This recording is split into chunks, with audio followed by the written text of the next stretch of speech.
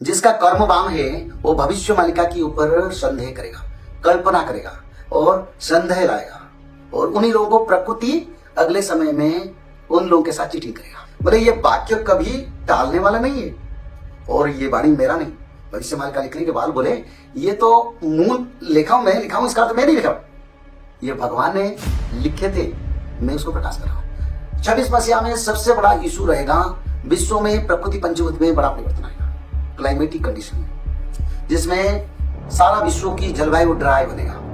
अंत समय में उगाने से पहले खेती नष्ट हो जाएगा। भारत में और विश्व में कई स्थान पर भूकंप होगा, और भूकंप ऐसे होगा जैसे जापान में, थाईलैंड में, इंडोनेशिया में, चाइना में, पाकिस्तान में, उसी देश का बात कहता हूँ। भारत में भी होगा, अमेरिका में भी होगा, अगर ये भविष्यवाणी नहीं होगा। देखो, भविष्य शास्त्र जब हुआ तब सरकार की जैसे एग्रीमेंट होता है ना, तो अच्युतानंद ने किसी के साथ एग्रीमेंट नहीं किया। अच्युतानंद ने बोले मुँह कहूची बोली मोहर वाक्य नुहे प्रभु खंजी चंती धाता कर्म वाम हेले कल्पना ग्रासीव प्रकृति काटिव चिता। जिसका कर्म वाम है वो भविष्य मालिका के ऊपर संदेह करेगा, कल्पना करेगा और संदेह लाएगा। कर्म वाम हेले कल्पना ग्रासीव, जिसका कर्म खोट है जिन लोगों का, वो लोग इसके ऊपर बहस करेंगे, विचार करेंगे, मन में द्वंद्व लाएंगे। ये कल्पना का अर्थ द्वंद्व आएगा भविष्य मालिका के विचारधारा, सत्यता, और उन्हीं लोगों को प्रकृति अगले समय में उन लोगों के साथ चीटिंग करेगा। इसको लेके प्रकृति काटी व चित्ता, चित्ता का अर्थ प्रकृति उस समय उन लोगों को बड़ा परेशान करेगा। कब करेगा? विनाश, संहार के समय। तो इसलिए उन्होंने लिखे उदयति यदि भानु पश्चिमेदि विभागे विकसति यदि पद्मं पर्वतानां शिखाग्रे प्रचलित यदि मेरु शीततां जाति वन्नी के नटंती खड़ुवाक्यं सद जनानां कदाचित। बोले ये वाक्य कभी टालने वाला नहीं है, और ये वाणी मेरा नहीं, भविष्य मालिका लिखने के बाद बोले ये तो मूल लिखा हूं, मैं लिखा हूं, इसका अर्थ मैं नहीं लिखा हूं, ये भगवान ने लिखे थे, मैं उसको प्रकाश कर रहा हूं। तो इसीलिए उन्होंने बोले अगर ये भविष्यवाणी नहीं होगा, निंदा है वो तंकुशिना। किसको निंदा होगा? भगवान को निंदा होगा, मेरा निंदा नहीं होगा। उन्होंने बोले मैं लिख दिया। तो इसीलिए भविष्य मालिका ऊपर प्रश्न करना, विचार करना, शॉर्ट टर्म लॉन्ग टर्म में क्या होना नहीं होना, ये शास्त्र में लिखा है। पर 26 मसीहा में कुछ स्पेशल विचारधारा मैं कहता हूं।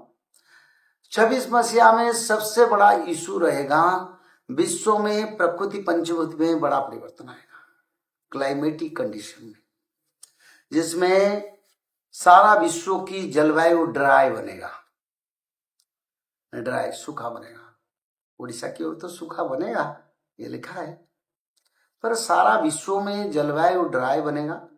इस कारण अतिवृष्टि हीन वृष्टि होगा, जिस कारण खेती नष्ट होगा और खेती में कीड़ा लगेगा, और खेती अन समय में उगाने से पहले खेती नष्ट हो जाएगा।